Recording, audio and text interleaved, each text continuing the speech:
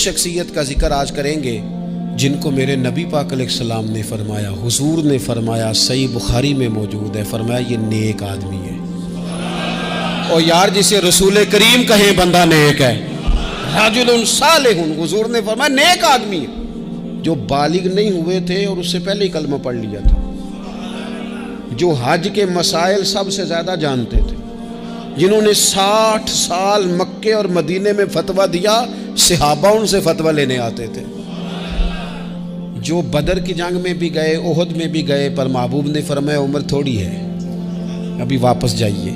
خندق میں شریک ہوئے اور اس کے بعد ہر جنگ میں شریک ہوئے۔ مستدرک میں موجود ہے، حضرت جابر ابن عبداللہ فرمایا کرتے تھے زمانہ بدلا تو کچھ لوگوں میں بھی تبدیلیاں آئیں، میں نے بڑی دنیا بدلتی دیکھی، پر جن لوگوں کو نہیں بدلتے دیکھا نا، ان میں یہ شخصیت ہے جو ہمیشہ ہر دور میں ہر عمر میں نبی پاک کے طریقوں پر پوری طرح کاربند رہے، اوڑھنا بچھونا، اٹھنا بیٹھنا چلنا، ہر وقت حضور کی محبت میں غرق ہو کے کیا۔ کون ہے بھلا؟ حضرت عمر کے بیٹے سیدنا عبداللہ ابن عمر رضی اللہ تعالی عنہ، ابھی بالغ نہیں ہوئے تھے، مسلمان ہو گئے، اور زندگی ساری مصلی سے لگ کے گزاری، عبادت کی، ریاضت کی، تقوی، جد و جہد، معاملہ فہمی، جہاد۔ والد امیر المومنین ہے، لیکن صاحبزادے کی خواہش ہے کہ مجھے فوج میں بھیجو، میں جہاد کرنا چاہتا ہوں، اور جہاد بھی سپہ سالار بن کے نہیں، سپاہی بن کے کرنا چاہتا ہوں۔ سب سے پہلی بات تو یہ تھی کہ علم و فضل بڑا تھا، صحابہ ان سے فتویٰ لیتے تھے، مسائل حج سب سے زیادہ حضرت عبداللہ ابن عمر جانتے تھے، اور فتویٰ دینے میں اتنے محتاط تھے، حدیث بیان کرنے میں اتنے محتاط تھے کہ بڑا سوچ سمجھ کے غور کر کے۔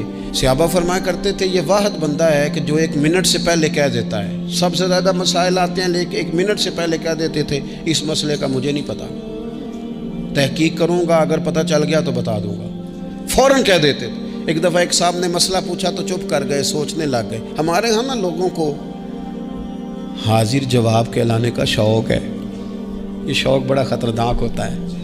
اگر آپ حاضر جواب ہیں تو بڑی اچھی بات ہے، لیکن حاضر جواب کہلانے کا شوق تو نہ پیدا کریں۔ اگر آپ کو پتہ ہے، صحیح بخاری میں حدیث ہے، نبی پاک علیہ السلام نے ایک دن پوچھا تھا صحابہ سے کہ وہ درخت کون سا ہے جس کی مثال مومن کی طرح ہے؟ تو حضرت عبداللہ ابن عمر کہتے ہیں مجھے پتا تھا کہ وہ کھجور کا درخت ہے، اور میں نے جواب نہیں دیا۔ کیوں نہیں دیا؟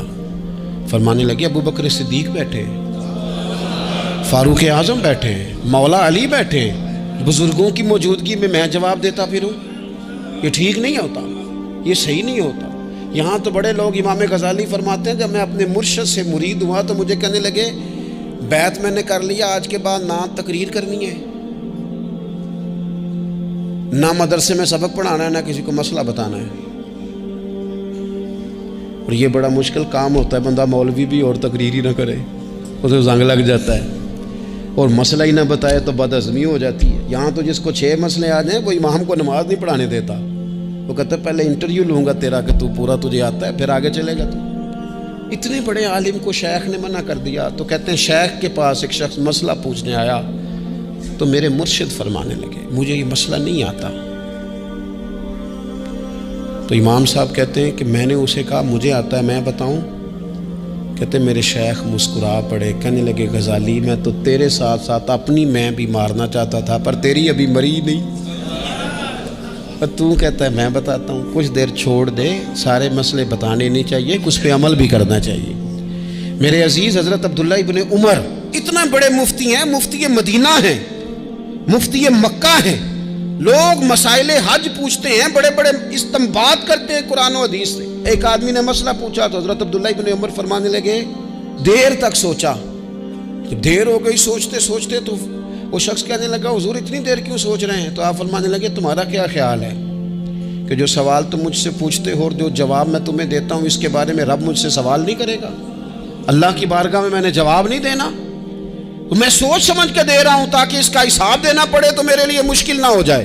میرے عزیز حضرت عبداللہ ابن عمر سے کسی نے سوال پوچھا تو سیدنا عبداللہ ابن عمر رضی اللہ تعالیٰ عنہ کہنے لگے مجھے نہیں آتا اس سوال کا جواب، اور جب کہا نا نہیں آتا تو فوراً کہنے لگے عبداللہ، خود اپنے آپ سے بات کرتے ہیں، کہتے ہیں عبداللہ رب تیرا بھلا کرے، اس بات پہ ہمیشہ ڈٹے رہنا، جو بات نہ آتی ہو وہ کبھی کہنا نہ، جس کا پتہ نہ ہو اسے کبھی کرنا، جب تک پوری تحقیق نہ ہو بلا وجہ غوطہ زنی نہ کرنا، بلا وجہ غوطہ زنی نہ کرنا۔ یہاں کا ہمارے صوفیاء نے یہاں کا علم و بس کریو یار، ایک کوئی حرف تینوں درکار، صحیح کر کے پہلے اچھی طرح کر کے پرکھ پھر بات کر۔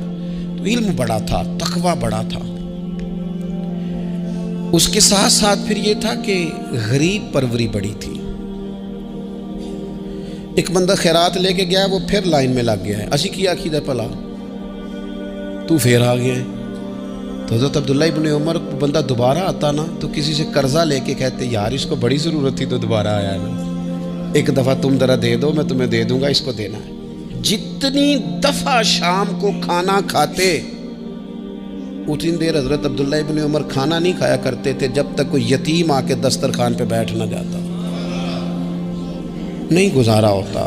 اور یار کیسے لوگ کھا لیتے ہیں، اعلیٰ غذائیں کھا رہے ہیں، اور ایک طرف ایک بہن مجبور بیٹھی ہے، بھائی مجبور بیٹھا ہے، سسرالی رشتہ داروں میں لوگ مجبور بیٹھے ہیں، عزیزوں میں لوگ مجبور بیٹھے ہیں، یتیم غریب مسکین، اور یہ روز نئے سے نیا ذائقہ، جب تک یتیم نہ ہوتا کھانا نہ کھاتے۔ اور صدقات و خیرات بھی کرتے تو جس طرح ہم کرتے ہیں نا، ناراض نہ ہونا۔ کبھی کبھی نا بعض لوگوں کو بانٹتے دیکھتے ہیں تو تکلیف ہوتی ہے، آپ نے دینا تو ہے تو اگر خوش دلی سے دے دیں، عطا تو کرنا ہے تو اگر چلو صحیح طریقے سے ہو جائے، ہنس کھیل کے ہو جائے، پریشان نہ کیا جائے سائل کو، تو کتنا اچھا ہے۔ ان صوفیاء کا بھی ہم نے تذکرہ کتابوں میں پڑھا ہے جو کہا کرتے تھے اگر رب نے دروازے پہ کسی کو بھیجا ہے تو اس کا مطلب ہے اللہ راضی ہے۔ لیکن ہمارا لہجہ اتنا سخت ہوتا ہے۔ حضرت عبداللہ ابن عمر ایک اونٹنی پہ بیٹھے تھے، اونٹنی بڑی پیاری لگی، بڑی خوبصورت تھی، بڑی بہترین تھی، بڑی صاف ستھری تھی، تو 2-3 دفعہ اپنے غلام سے کہا یار بڑی پیاری ہے، بڑی خوبصورت ہے، دیکھو اس کا چلنے کا انداز کتنا نرالا ہے۔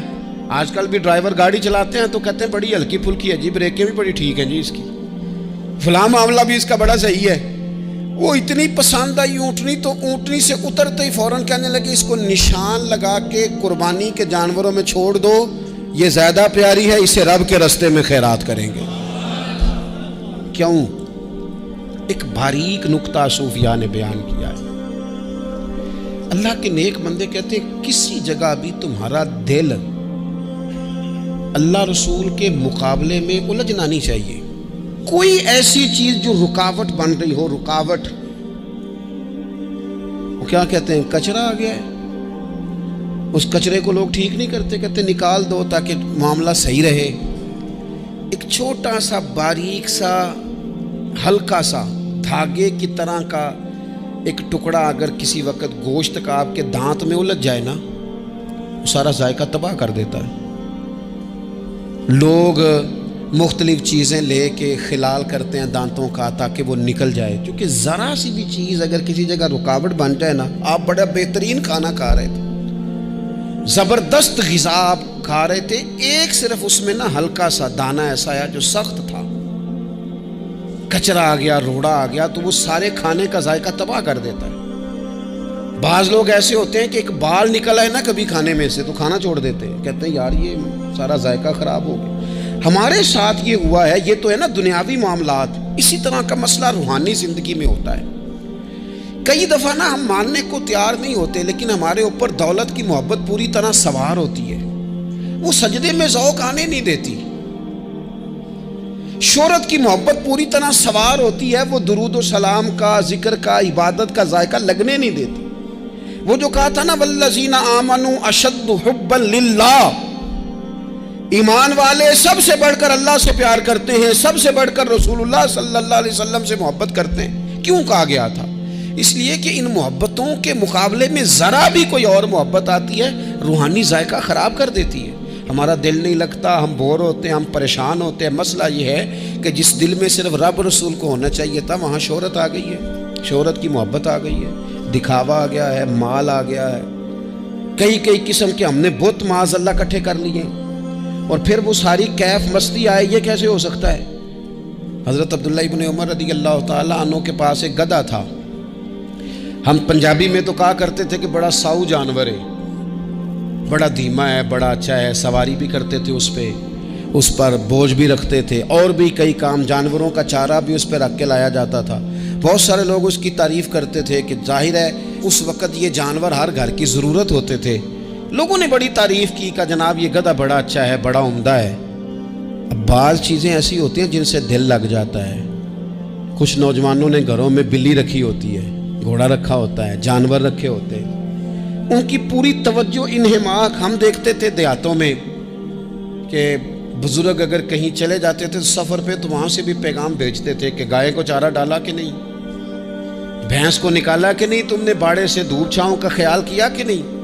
وہ چیز ذہن میں آ جاتی تھی. حضرت عبداللہ ابن عمر رضی اللہ تعالیٰ عنہ وہ گدھا چونکہ بڑا پیارا تھا، بڑا اچھا جانور تھا اور بڑے کام کرتا تھا، بہت سارے معاملات گھر کے اور کھیتی باڑی کے اس کے ذمے تھے، تو گھر والے بھی کہتے کہ اس جانور کی وجہ سے بڑی خیر ہے، بڑے کام ہو جاتے ہیں. آپ کا بھی خیال تھا.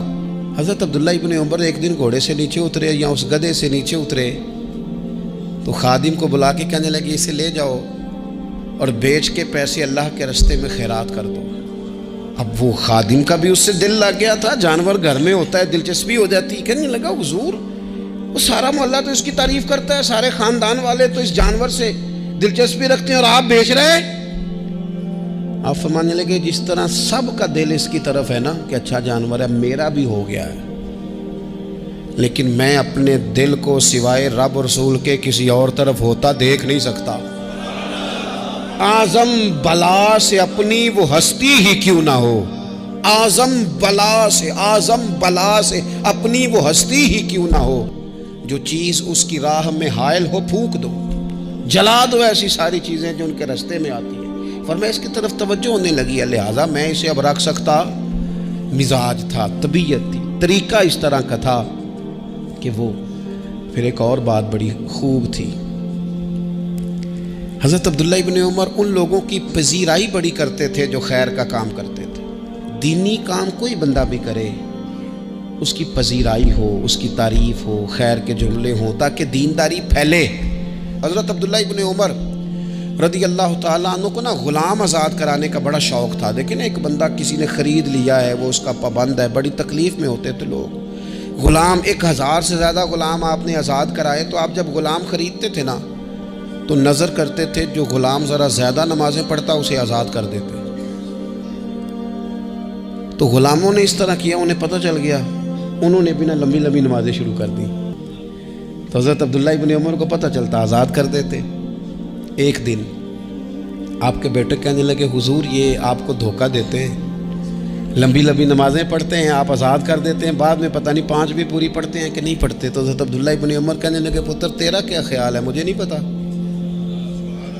کہا حضور پتہ ہے. فرمانے لگے یہ مجھے رب کے نام پر دھوکہ دینا چاہتے ہیں، جو رب کے نام پہ دھوکہ دے روز دے، میں روز دھوکہ کھانے کو تیار ہوں. دوسری بات یہ تھی حضرت عبداللہ ابن عمر میں کہ نبی پاک سے محبت کوٹ کوٹ کے بھری ہوئی تھی. حضور کا ذکر آتا تو رو پڑتے، ان جگہوں پہ جا کے ڈھونڈ ڈھونڈ کے بیٹھتے جہاں نبی پاک نے وقت گزارا ہے. ایک درخت کا پتہ چلا کہ یہاں حضور تھوڑی دیر آرام فرما ہوئے تھے، انہوں نے دیکھا تھا یا انہیں معلومات ہوئی، تو ہمیشہ اس درخت کو پانی دیتے، اس کا خیال کرتے، کہتے یہ درخت ہمیشہ تر و تازہ رہے، یہاں میرے نبی پاک نے تھوڑا وقت گزارا ہے. وہ مکہ مکرمہ میں بھی جاتے تو وہ جگہ ڈھونڈ ڈھونڈ کے جہاں حضور نے نماز پڑھی تھی نماز پڑھتے. مسجد نبوی میں آتے تو جس ممبر پر حضور بیٹھ کے خطبہ دیتے تو اس پہ ہاتھ پھیر کے چہرے پہ ملتے. حضور کی قبر انور پر حاضری دیتے، السلام علیکہ یا رسول اللہ کہہ کے اس بارگاہ عالی مرتبت میں حاضری دیتے. حضرت صدیق اکبر کو سلام کرتے، حضرت عمر کو سلام کرتے. پیر سن ہو گئے ایک دفعہ چلتے چلتے، تو کسی نے کہا جس سے سب سے زیادہ پیار ہے نا اسے پکارو، پیر ٹھیک ہو جائے گا. تو فوراً کہنے لگے یا محمد صلی اللہ علیہ. اور یہ امام بخاری نے لکھا ہے الادب المفرد میں، خود امام بخاری لکھتے ہیں کہ حضرت عبداللہ ابن عمر نے یا محمد کہا اور ان کا پیر سویا ہوا ٹھیک ہو گیا. یہ لوگ بڑی محبت کرنے والے. آپ فرمایا کرتے تھے شاید زندگی میں لوگوں نے کسی سے اتنا پیار کیا ہو جتنا نبی پاک علیہ السلام کے غلاموں نے مجھ سے کیا ہے. ہر وقت لوگ ان کے گرد رہتے، لوگ محبت کرتے۔ حجاج بن یوسف جب حکمران بنا نا تو بڑا ظالم تھا، اس کو یہ بات اچھی نہیں لگتی تھی کہ ہر وقت لوگ حضرت عبداللہ ابن عمر کے پیچھے گھومیں۔ بادشاہوں کا خیال ہوتا ہے نا، بادشاہ ہم میں تو پروٹوکول کوئی اور لے کے جا رہا ہے۔ اس نے ایک دفعہ جمعہ پڑھاتے پڑھاتے معاذ اللہ حضرت عبداللہ بن زبیر رضی اللہ تعالیٰ عنہ کے خلاف کوئی بات کی، تو حضرت عبداللہ ابن عمر اگرچہ بڑے صلح جو تھے، صلح پسند تھے، لیکن اگر حق کی بات ہوتی اور اس طرح سے ہوتی کہ کوئی بڑی غلط بات کرتا تو پھر ٹوکنے میں بھی بڑی جرت کا مظاہرہ کرتے۔ ایک دفعہ اہل کوفہ نے آپ سے مسئلہ پوچھا نا، چونکہ آپ مفتی تھے، لوگ مسئلے پوچھتے تو انہوں نے پوچھا حضرت عبداللہ ابن عمر سے کہ مکھی اور مچھر کا خون لگ جائے تو اس کا کیا مسئلہ ہے، کپڑے ناپاک تو نہیں ہوتے؟ تو اس سوال کا جواب دینا چاہیے تھا نا، ہوتے ہیں کہ نہیں ہوتے؟ تو فرمانے لگے حسین ابن علی کا خون بہا کے اب مکھیوں کے خون کے مسئلے پوچھنے شروع کر دیے۔ اب تمہیں یہ والا خون نظر آنے لگا ہے؟ حضور کی اولاد پاک کو شہید کر کے اب ان مسئلوں میں آئے ہو؟ میں خیال نہیں آتا تمہارے دلوں میں گھٹن ہے حضور کی اولاد کے لیے اور دین کے مسئلے پوچھتے ہو؟ جاؤ پہلے کشادگی پیدا کرو، تیری نسل پاک میں ہے بچہ بچہ نور کا، تو ہے عین نور تیرا سب گھرانہ نور کا، پہلے کشادگی لاؤ حضور کی اولاد پاک کے لیے، پھر مسائل پوچھنا۔ حجاج بن یوسف نے کوئی بات کر دی، آپ نے ٹوک دیا، آپ نے ٹوک دیا، تو پھر حجاج نے سازش کی۔ اوہو، اللہ والوں کے خلاف جو سازشیں ہوتی ہیں بڑی گہری ہوتی ہیں، بڑی سخت ہوتی ہیں، بڑے جال بنے جاتے ہیں، بڑا حسد کیا جاتا ہے، بڑی تکلیف دی جاتی ہے۔ اللہ قرآن میں کہتے ہیں محبوب یہ لوگ تجھ سے حسد کرتے ہیں، حسد من عند انفسہم، ان کے دلوں میں تیرے لیے حسد ہے، حسد کرتے ہیں لوگ، دور تک نکل جاتے ہیں حاسدین۔ حجاج نے کیا کیا؟ اس نے ایک شخص سے کہا کہ زہر والا خنجر تیار کرو جو زہر میں بجھا ہوا ہو، اور چونکہ حج کے موقع پہ بڑا رش ہوتا ہے لہذا حج کے موقع پہ لے جانا۔ حضرت عبداللہ ابن عمر جب تمہارے پاس سے گزریں، بادشاہ میں ہوں، لوگ ان کے پیچھے، جب وہ تمہارے پاس سے گزریں تو ان کے پیر میں چبو دینا۔ جب لوگوں نے ایسے عالی مرتبت لوگوں کو نہیں بخشا، اتنے بڑے لوگ محفوظ نہیں رہے تو ہما چما کس کھاتے میں؟ آج کس بات کا شکوہ کرنا؟ حضرت عبداللہ ابن عمر اس کے پاس سے گزرے تو اس نے پیر میں چبو دیا خنجر، وہ زہر آپ کے جسم میں پھیلا۔ جب شدید بیمار ہوئے تو حجاج تیمارداری کرنے چلا گیا۔ یہ دیکھو دوستی قاتل سے بھی مقتول سے یارانہ بھی، خود چلا گیا اور جا کے کہنے لگا جی اگر مجھے پتہ چل جائے نا کہ آپ کو کس نے یہ زخم دیا ہے تو میں سخت انتقام لوں گا۔ تو حضرت عبداللہ ابن عمر نے بھی بڑا منطقی جواب دیا، فرمانے لگے مجھے اسی نے زخم دیا ہے جس نے حج کے موقع پر کسی کو خنجر لانے کا مشورہ دیا تھا، اسی نے مجھے زخم دیا ہے۔ گویا فرمانے لگے ظالم تو خود ہی یہ کام کرتا ہے اور خود ہی تو تیمارداریاں کرتا ہے۔ حضرت عبداللہ ابن عمر شہید ہو گئے، مکہ مکرمہ میں آپ کا مزار بنا دیا گیا۔ تقریباً 1500 کے لگ بھگ 1600 کے لگ بھگ آپ سے احادیث مروی ہیں۔ زندگی حسین گزاری، حضور کی خوشبوئیں ہر وقت آتی رہیں۔ حضرت عائشہ صدیقہ، حضرت حذیفہ، حضرت جابر بن عبداللہ، یہ تینوں جلیل القدر لوگ کہا کرتے تھے حضور کے بعد زمانے کی تبدیلی سے بڑے لوگ تبدیل ہوئے، لیکن جو لوگ حضور کے طریقوں پر پوری طرح قائم رہے ان میں بڑا نام حضرت عبداللہ ابن عمر کا ہے، بڑا نام۔ رات بھر عبادت کرتے اور دن کو ظہر سے عصر تک اللہ کی یاد میں مصروف رہتے۔